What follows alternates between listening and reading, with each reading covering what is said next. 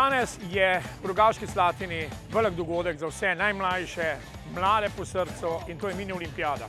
To je dogodek, ki smo ga organizirali v sklopu Mednarodnega filmskega festivala, športnega filma in ponosni smo na to, da so taki množici mladina zbrala.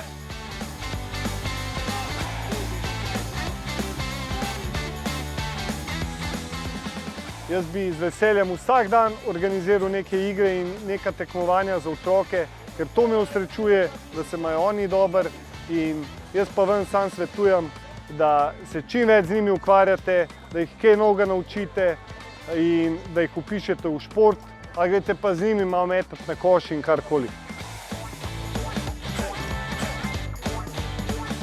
Ko pa pride do pojma družine in tudi v športu, potrebna je zgolj podpora. Se pravi, da ti otroku omogočiš, da spozna vse žive športe, ravno taki dogodki so kaj takega približno podobni.